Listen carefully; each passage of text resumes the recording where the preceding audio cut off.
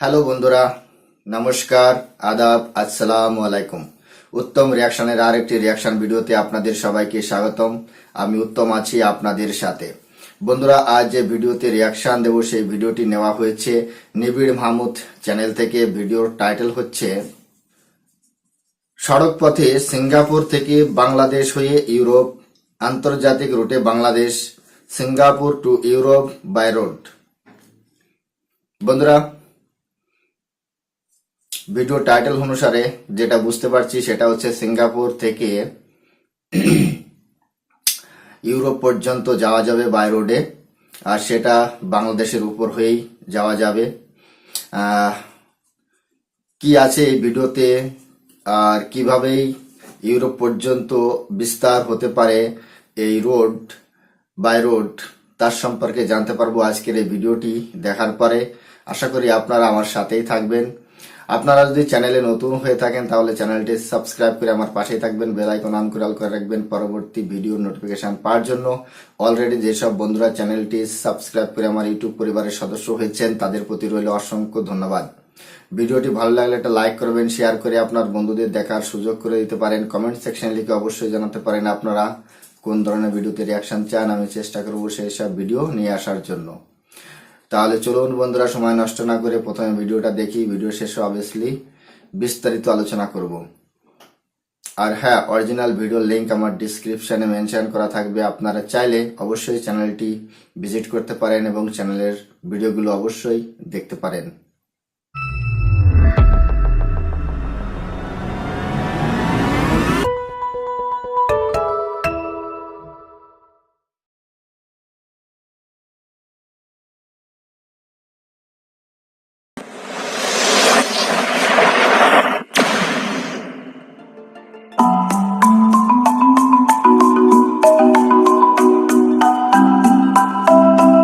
গঙ্গা ও ব্রহ্মপুত্র দক্ষিণ এশিয়ার দীর্ঘতম নদী। এই নদী দুটি বঙ্গোপসাগরে গিয়ে মিশেছে। এই বয়ে চলার পথে কালের পরিক্রমায় বঙ্গীয় বদ্বীপ গড়ে উঠেছে। এই গঙ্গা ব্রহ্মপুত্র মোহনা অঞ্চলে প্রায় ৩,০০০ বছর বা তার আগ থেকে জনগোষ্ঠীর বসতি ছিল। ইতিহাসের নানান চড়াই উতরাই পেরিয়ে বর্তমানে স্বাধীন রাষ্ট্র বাংলাদেশ। ভৌগোলিক বিচারে বাংলাদেশের অবস্থান দক্ষিণ এশিয়ায় ভারত ও মিয়ানমারের মাঝখানে, যা ভৌগোলিকভাবে খুবই গুরুত্বপূর্ণ।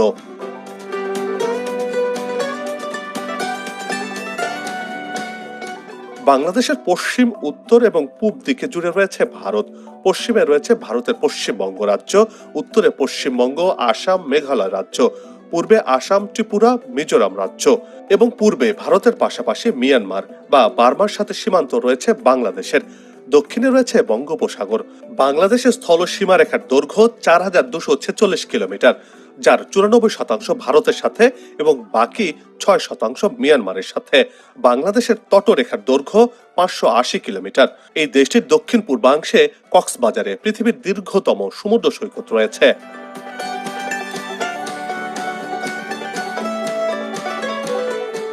মিয়ানমারের সাথে চীন, থাইল্যান্ডের সীমান্ত রয়েছে। আবার ভারতের সাথে চীন, পাকিস্তানের সীমান্ত। এই দেশগুলো পাড়ি দিয়ে আফগানিস্তান, তুরস্ক হয়ে ইউরোপের দেশে যাতায়াত করা যায়। অর্থাৎ স্থল ভাগ দিয়ে চাইলে জাপান, চীন, মালয়েশিয়া, থাইল্যান্ড কিংবা সিঙ্গাপুর থেকে মিয়ানমার হয়ে বাংলাদেশের ওপর দিয়ে ভারত, পাকিস্তান পাড়ি দিয়ে ইউরোপে যাতায়াত করা সম্ভব, যেমনটি হয়েছে ট্রান্স সাইবেরিয়ান রুটে। পূর্ব ও পশ্চিমের মেলবন্ধনের জন্য ভৌগোলিক দিক থেকে বাংলাদেশ অত্যন্ত গুরুত্বপূর্ণ অবস্থানে রয়েছে।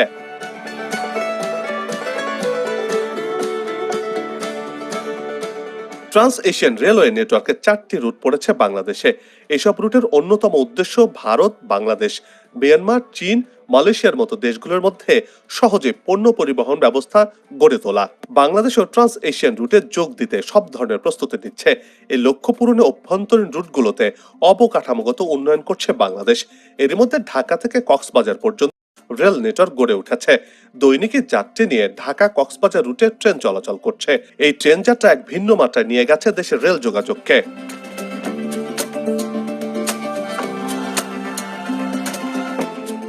অন্যদিকে ট্রান্স এশিয়ান রেল নেটওয়ার্কের সাথে যুক্ত হতে কক্সবাজারের রামু থেকে ঘুমধুম পর্যন্ত রেল লাইন নির্মাণ প্রকল্প গ্রহণ করেছে সরকার। ঢাকা কক্সবাজার রেল লাইন প্রকল্পের দ্বিতীয় ধাপে এই পথে অর্থাৎ কক্সবাজারের রামু থেকে ঘুমধুম পর্যন্ত রেল লাইন নির্মাণ হওয়ার কথা রয়েছে। মিয়ানমারের অংশের সাথে যুক্ত হলে একসাথে গাঁথামালার পথে ট্রান্স এশিয়ান রেল লাইনটি অনেক দূর এগিয়ে যাবে।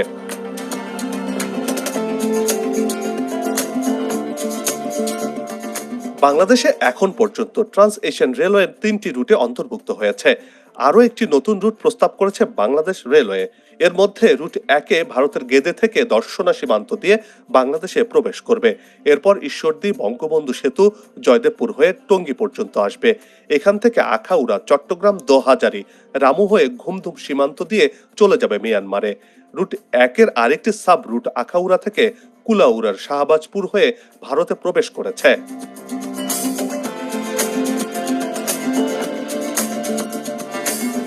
দ্বিতীয় রুটটি ভারতের সিঙ্গাবাদ থেকে চাঁপাইনবাবগঞ্জের রহনপুর সীমান্ত দিয়ে প্রবেশ করেছে বাংলাদেশে। রাজশাহী, আব্দুল্লাপুর, ঈশ্বরদী হয়ে সেটি মিশেছে রুট 1-এর সঙ্গে। রুট 3-এর শুরুটা ভারতের রাধিকাপুরে। এ রুট বাংলাদেশে প্রবেশ করেছে দিনাজপুরের বিরল সীমান্ত দিয়ে। সেখান থেকে পার্বতীপুর, আব্দুল্লাপুর, ঈশ্বরদী হয়ে রুট 1-এর সঙ্গে মিশেছে। এই 3টি রুটের সঙ্গে বাংলাদেশ রেলওয়ে আরও একটি ট্রান্স এশিয়ান রেলওয়ে রুট প্রস্তাব করেছে। প্রস্তাবিত রুটটি ভারতে শুরু পেট্রাপোলে, বেনাপোল সীমান্ত দিয়ে বাংলাদেশে প্রবেশের পর যশোর ভাঙ্গা পদ্মা সেতু হয়ে মাওয়া, ঢাকা, টঙ্গী হয়ে দ্বিতীয় তৃতীয় রুটের মতোই রুট 1-এর সঙ্গে মিলিত হয়েছে।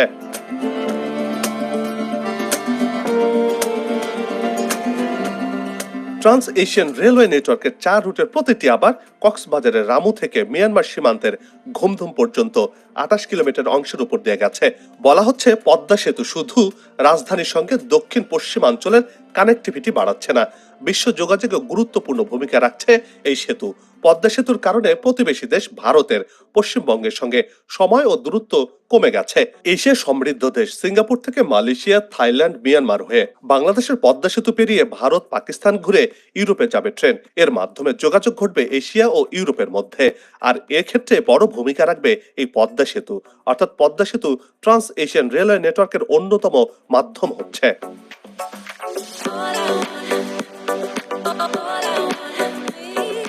খরস্রোতা নদীর বুকে বিশাল পদ্মা সেতু দেশের অর্থনীতির এগিয়ে নেওয়ার জন্য বড় নিয়ামক হিসেবে কাজ করছে। আবার স্বপ্নের এই সেতু দেশের গণ্ডি পেরিয়ে আন্তর্জাতিক পরিমণ্ডলকে একসাথে গাঁথার ক্ষেত্রে বড় ধরনের সহায়তা করছে। বিশেষজ্ঞরা বলছেন পদ্মা সেতু যোগাযোগ ব্যবস্থা কেবল দেশের মধ্যে সীমাবদ্ধ থাকছে না, ছড়িয়ে পড়ছে বিশ্ব জুড়ে। বিশেষ করে এশিয়ান হাইওয়ের যে স্বপ্ন দেখছে এশিয়ানভুক্ত দেশগুলো, তাদের স্বপ্নের সবচেয়ে বড় হাতিয়ার এখন এই পদ্মা সেতু।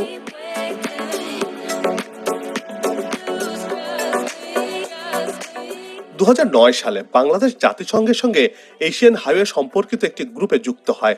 ওই মহাসড়কের মাধ্যমে এশিয়ার 32টি দেশের সঙ্গে আঞ্চলিক যোগাযোগ ব্যবস্থা সুগম হবে। তৈরি হবে 1,45,000 কিলোমিটারের বিশাল সড়ক পথ। এই সড়ক পথের 3টি গুরুত্বপূর্ণ রুট যাবে বাংলাদেশের উপর দিয়ে। এই 3টি রুটে 1,771 কিলোমিটার দৈর্ঘ্যের বিশাল সড়ক পথটি অবস্থান হবে বাংলাদেশের মানচিত্রে।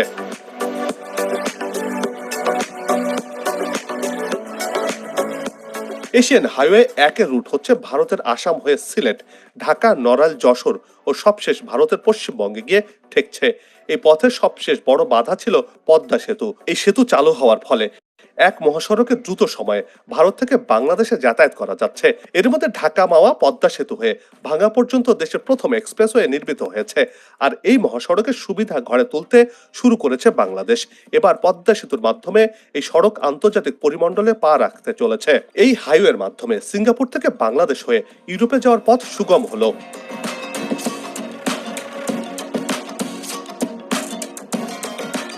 বাংলাদেশের দক্ষিণাঞ্চলকে ট্রান্স এশিয়ান হাইওয়ে এবং ট্রান্স এশিয়ান রেলওয়ের সঙ্গে যুক্ত করেছে পদ্মা সেতু। আর এই নেটওয়ার্ক চালু হলে ভারত, ভুটান ও নেপালে সরাসরি যাত্রী ও পণ্য পরিবহনের দুয়ার খুলে যাবে। এই নেটওয়ার্কের মাধ্যমে ইস্তাম্বুল, তেহরান, ইসলামাবাদের সঙ্গে ঢাকা, দিল্লিকে যুক্ত করবে। এই নেটওয়ার্কের মাধ্যমে যুক্ত হবে দুই মহাদেশের দুই দূরতম প্রান্ত, যা ঢাকাকে ছুঁয়ে যাবে।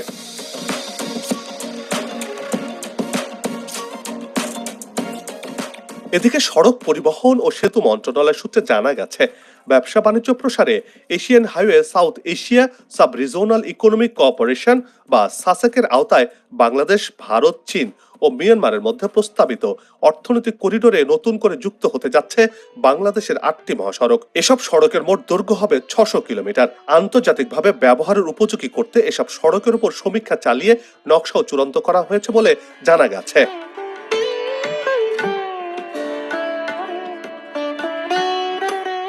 অর্থনৈতিক করিডোরের আওতায় প্রথম করিডোরের দৈর্ঘ্য হবে 135 কিলোমিটার। ফরিদপুরের ভাঙ্গা, ভাটিয়াপাড়া, কালনা, লোহাগড়া, নড়াইল, যশোরের বেনাপোল হয়ে ভারতে প্রবেশ করবে করিডোরটি। দ্বিতীয় করিডোরের দৈর্ঘ্য 105 কিলোমিটার। এটি রংপুর, সৈয়দপুর, বাংলা বান্দা হয়ে ভারতে প্রবেশ করবে। অন্য সব করিডোরের মধ্যে সপ্তম করিডোর রুটটি গুরুত্বপূর্ণ, যার দৈর্ঘ্য 172 কিলোমিটার। এটি নাটোর, বনপাড়া, ঈশ্বরদী, পাকশী, কুষ্টিয়া হয়ে ঝিনাইদহে মিলিত হয়েছে। আর অষ্টম করিডোরটির দৈর্ঘ্য হয়েছে 60 কিলোমিটার। এটি রংপুরের পাগলাপীর, ঢালিয়া, বারখাতা হয়ে ভারতে প্রবেশ করবে। এই করিডোরের মাধ্যমে বাংলাদেশ, ভারত, নেপাল এবং ভুটানের মধ্যে আঞ্চলিক যোগাযোগ উন্নত হবে।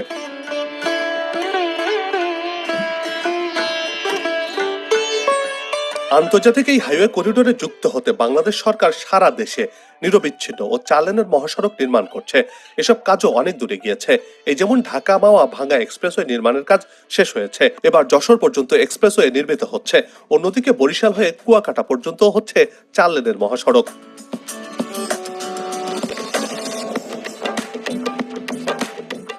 আবার দেশের অর্থনীতির লাইফলাইন হিসেবে পরিচিত ঢাকা চট্টগ্রাম মহাসড়কটি বর্তমানে 4 লেনের হলেও আগামীতে এটিকে 8 লেনের মহাসড়ক করতে চায় সরকার। সেই হিসেবে কাজ এগিয়ে চলছে। আবার দেশের আরেক গুরুত্বপূর্ণ রুট হলো ঢাকা সিলেট মহাসড়ক। এটিও সার্ভিস লেন সহ 4 লেনের করে নির্মিত হচ্ছে। আবার ঢাকা রংপুর মহাসড়কটি 4 লেন তৈরির কাজ শেষ পর্যায়ে রয়েছে। বর্তমানে ঢাকা থেকে এলেঙ্গা পর্যন্ত 4 লেনের কাজ শেষ হয়েছে। এলেঙ্গা থেকে রংপুর পর্যন্ত 4 লেন সড়কটির বেশিরভাগের কাজই শেষ হয়েছে। দৃশ্যমান হয়েছে এই পথের বেশিরভাগ অংশ।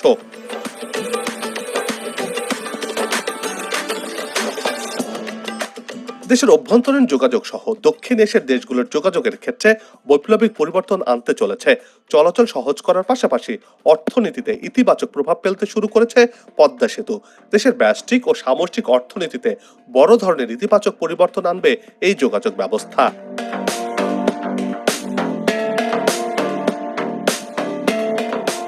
বাংলাদেশের ভৌগোলিক অবস্থানকে কাজে লাগিয়ে দক্ষিণ এশিয়া এবং দক্ষিণ পূর্ব এশিয়ার মধ্যে একটি সংযোগ সেতু হিসেবে কাজ করবে এই বাংলাদেশ। অন্যদিকে প্রাচ্য পাশ্চাত্যের মেলবন্ধন ঘটবে বাংলাদেশের মাধ্যমে। তাই বলা হচ্ছে আন্তর্জাতিক যোগাযোগের অন্যতম রুট হতে পারে বাংলাদেশ। বাংলাদেশ আন্তর্জাতিক রুটগুলোর সাথে যুক্ত হলে দেশের অর্থনীতি এগিয়ে যাবে, বাংলাদেশ পৌঁছে যাবে এক ভিন্ন মাত্রায়।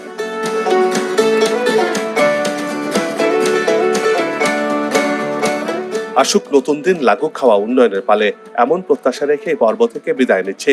তবে যাবার আগে সেই একই অনুরোধ, যেখানে সেখানে ময়লা আবর্জনা ফেলবেন না, পরিবেশের ক্ষতি করবেন না, অযথা হর্ন বাজাবেন না। আপনার দেশের সৌন্দর্য রক্ষায় পোস্টার লাগানো থেকে বিরত থাকুন। চ্যানেলটিতে যদি নতুন হয়ে থাকেন আর ভিডিওটি ভালো লাগে তাহলে চ্যানেলটি সাবস্ক্রাইব করে ভালোবাসায় আবদ্ধ করবেন। ভালো লাগা না লাগার বিষয়টি কমেন্টে লিখে জানাবেন। কি ধরনের ভিডিও দেখতে চান তাও জানানোর অনুরোধ রইল। আগামীতে আবারও দেখা হবে নতুন কোনো জায়গা, তথ্য, ইতিহাস আর উন্নয়ন চিত্র নিয়ে। নিজে ভালো থাকুন, দেশকে ভালো রাখুন, আমাদের সাথেই থাকুন, দেখতে থাকুন দেশের এগিয়ে যাওয়ার চিত্র। ধন্যবাদ বন্ধুরা, সম্পূর্ণ ভিডিওটি দেখলাম। তার মধ্যে প্রথম যে পয়েন্টটি নিয়ে আমি আলোচনা করতে চাই সেটা হচ্ছে, এখানে বলা হয়েছে, ভিডিওতে বলা হয়েছে চায়না নাকি ভারতের প্রতিবেশী রাষ্ট্র। আমি মনে করি যে এই ভাই, এই বন্ধু ইতিহাস একটু ভুলে গেছে, ইতিহাস ভুলে গেছে। আর আমি বেশিরভাগ দেখেছি বাংলাদেশের কিছু সংখ্যক মানুষ খুব তাড়াতাড়ি ইতিহাস ভুলে যায়। ইতিহাস ভুলে গেলে চলবে? আমার তো মনে হয় না। ইতিহাস অতি সহজে ভোলা যায় না। ইতিহাস তো ইতিহাসই। 1950 সাল 6 অক্টোবর একটা ইতিহাস আছে। এই ইতিহাসটা আপনারা একটু ভালো করে পড়ে দেখবেন, একটু অর্জন করে দেখবেন। হয়তো আপনারা ভুলে যেতে পারেন, কিন্তু আমরা ভুলতে পারি না। 1950 6 অক্টোবর যেভাবে চায়না তিব্বতকে ঘিরে আক্রমণ করেছিল এবং সেই তিব্বত দেশটা সম্পূর্ণরূপে গিলে খেয়ে ফেলেছে, সেটা কিন্তু আমরা এখনো ভুলিনি। আর আমাদের হিমাচল প্রদেশে এখনো কিন্তু তিব্বতের সরকার চলছে এখনো।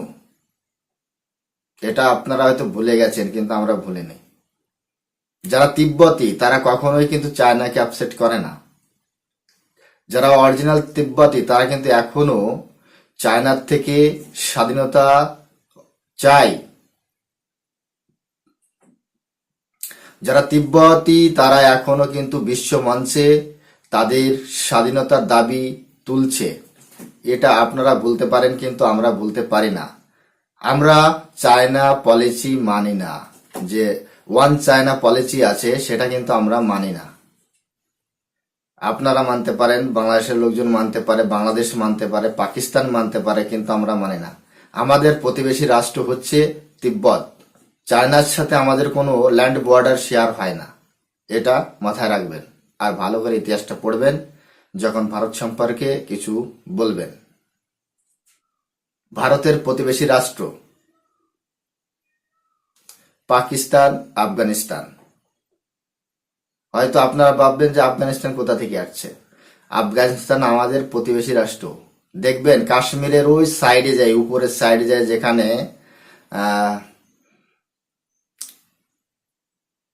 ওই কোণে দেখবেন যে ওখানে বাসে আমাদের কাশ্মীরে আফগানিস্তানের সাথে কিন্তু কাশ্মীরের আর আফগানিস্তানের সাথে কিন্তু সীমানা ল্যান্ড বর্ডার আছে, ঠিক আছে।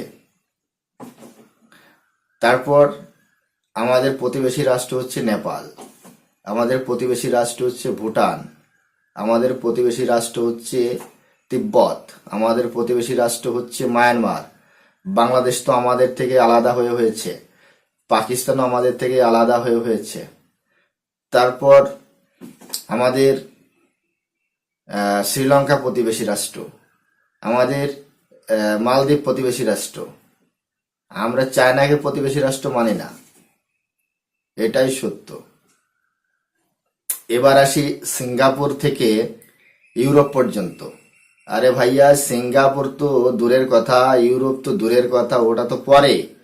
আগে প্রতিবেশী দেশের সাথেই ক্রস বর্ডার কানেকশন সেটা করুন। আরে সবে মাত্র বাংলাদেশের প্রধানমন্ত্রী শেখ হাসিনাজি দিল্লি সফর করেছে। সেখানে যে এমইও সাইন হয়েছে, যে চুক্তি হয়েছে, সেখানে বাংলাদেশ ভারতকে ট্রানজিস্ট দিচ্ছে, রেল ট্রানজিস্ট। সেই ট্রানজিস্ট নিয়ে বাংলাদেশের যে মোল্লা বাহিনী তারা তো রাস্তায় নেমে প্রতিবাদ করছে। এমনকি সোশ্যাল মিডিয়াতে, ইউটিউবে আমরা এটাও দেখতে পাচ্ছি বিভিন্ন ধরনের মন্তব্য। মানে বুদ্ধি যখন এখানে না থাকে, তখন বুদ্ধি যখন এই হাঁটুতে থাকে, হাঁটুতে, তখন তারা কি না বলতে পারে। সোশ্যাল মিডিয়াতে কিভাবে লেখা হচ্ছে, যদি এই রেল ট্রানজিস্ট দেয় বাংলাদেশ ভারতকে, তাহলে বাংলাদেশ দখল হয়ে যাবে, ভারতের আর্মি ঢুকে আসবে, ভারতের অস্ত্র চলে আসবে এবং বাংলাদেশ দখল করে নেবে। কিভাবে হায়দ্রাবাদকে গিলে খেয়েছে, কিভাবে জুনাগড়কে গিলে খেয়েছে, এই ধরনের কথাবার্তা বলা হচ্ছে। আরে ভাইয়া, হায়দ্রাবাদ আলাদা চিজ, জুনাগড় আলাদা আলাদা বিষয়, কিন্তু বাংলাদেশ অন্যরকম। মানে বিশ্বাস বলে কিছু নেই। আগে বিশ্বাসটা অর্জন করুন, তারপরে আগে মায়ানমারের সাথে ল্যান্ড বর্ডার তাদের সাথে করুন, কানেক্টিভিটি মজবুত করুন। আচ্ছা ঠিক আছে, আপনারা নেপালের সাথেই করে দেখান, আপনারা ভুটানের সাথেই করে দেখান। যখন আপনারা নেপালের যাবেন, আপনারা চাচ্ছেন যে নেপালের সাথে রোড কানেক্টিভিটি বা রেল কানেক্টিভিটি, আমরা কি বলবো যে এটা দিলে আমাদের ভারতবর্ষ দখল করে নেবে বাংলাদেশ? এটা কি বলবো যে এটা দিলে, রোড কানেক্টিভিটি দিলে বাংলাদেশ আর্মি ঢুকে আসবে, আমাদের দখল করে নেবে। এত ক্ষমতা, এত ক্ষমতা। আরে বাংলাদেশ দখল করলে তো সে 1971 সালে দখল করে নিত। তখন যদি ওখান থেকে ইন্দিরা গান্ধী ভারতীয় সেনা না সরাতো, কার ক্ষমতা ছিল যে ভারতীয় সেনা ওখান থেকে সরানোর? কেউ সরাতে পারতো না। ওটাও তো আমাদের অংশ ছিল, আমাদেরও তো ওখানে অধিকার ছিল। কিন্তু ভারত যা একবার দিয়ে দেয় তা দখল করে না, যা একবার চলে যায় তার ফেরত নেয় না। আপনারা হয়তো এটা আমাদের ভারতের দুর্বলতা ভাবতে পারেন, সেটাও হচ্ছে আলাদা বিষয়। এবার আসি ইউরোপের কথায়। দেখুন, সিঙ্গাপুর থেকে ইউরোপ পর্যন্ত যেতে গেলে পাকিস্তানের উপর দিয়ে যেতে হবে। কিন্তু পাকিস্তান যে দেশ, এই দেশটা সন্ত্রাসীর আতুর ঘর। এখানে কোনো সিকিউরিটির গ্যারান্টি নেই। অতএব আমি বাংলাদেশের যে একটা ট্র্যাক যাবে বা সিঙ্গাপুর থেকে একটা ট্র্যাক যাবে, সেটা কিন্তু পাকিস্তানের মধ্যে যে কোনো জায়গায় লুট হয়ে যেতে পারে, যে কোনো জায়গায় সেটা ছিনতাই হয়ে যেতে পারে, তার কোনো গ্যারান্টি নেই। এই জন্য যতক্ষণ না এই সন্ত্রাসীর আতুর ঘর, এই সন্ত্রাসী দেশটা, এই পাকিস্তান যতদিন থাকবে ততদিন হয়তো এই রোড কানেক্টিভিটি করাটা সম্ভব নয়। এটাকে বাইপাস করে আমরা একটা আলাদা করেছি। ইরানের 4 বার বন্দরগাহ থেকে আফগানিস্তান হয়ে একদম সোজা ইউরোপে পৌঁছানোর যে একটা চুক্তি G20 মিটিং এ করা হয়েছিল, সেটা সেই ইনিশিয়েটিভটা এখন বাস্তবে রূপ নিতে চলেছে। ঠিক আছে বন্ধুরা, তো আমি প্রথমে বলবো যে আগে বাংলাদেশের যে মাইন্ডসেট, বাংলাদেশের জনগণের যে মাইন্ডসেট, সেটা আগে ক্লিয়ার হোক। তারপরে সিঙ্গাপুর থেকে ইউরোপ পর্যন্ত অবশ্যই দেখা যাবে যে সেটা হয় কিনা। আমরাও চাই এরকম transit road, by road, train হোক। এতে অর্থনৈতিক দিক দিয়ে বহুত মজবুত হবে এবং আমাদের যে এশিয়ার মানুষ, আমাদের জীবন যাপনের মান আরো উন্নত হবে। কিন্তু আমরা চাই যে আমাদের দরজাটা বন্ধ করে দিতে, যাতে কেউ আমাদের এখানে আসতে না পারে। সেটাই করছে বাংলাদেশ। হ্যাঁ, সেটাই করছে বাংলাদেশ। তো বন্ধুরা, আজকের রিয়াকশন আপনাদের কেমন লেগেছে সেটা কমেন্ট সেকশন লিখে অবশ্যই জানাতে পারেন। আর ভিডিওটা ভালো লাগলে একটা লাইক করবেন, শেয়ার করে আপনার বন্ধুদের দেখার সুযোগ করে দিতে পারেন। কমেন্ট সেকশন লিখে অবশ্যই জানাতে পারেন আপনার কোন ধরনের ভিডিওতে রিয়াকশন চান। আমি চেষ্টা করব সেই সব ভিডিও নিয়ে আসার জন্য। আর হ্যাঁ, আপনারা যদি চ্যানেলে নতুন হয়ে থাকেন তাহলে চ্যানেলটি সাবস্ক্রাইব করে আমার পাশে থাকবেন, বেল আইকন অন করে অল করে রাখবেন পরবর্তী ভিডিও নোটিফিকেশন পাওয়ার জন্য। অলরেডি যেসব বন্ধুরা চ্যানেলটি সাবস্ক্রাইব করে আমার ইউটিউব পরিবারের সদস্য হয়েছেন, তাদের প্রতি রইল অসংখ্য ধন্যবাদ। সবাই ভালো থাকুন, সুস্থ থাকুন। দেখা হচ্ছে নেক্সট রিয়াকশন ভিডিওতে। ততক্ষণ সবাইকে নমস্কার, জয় হিন্দ।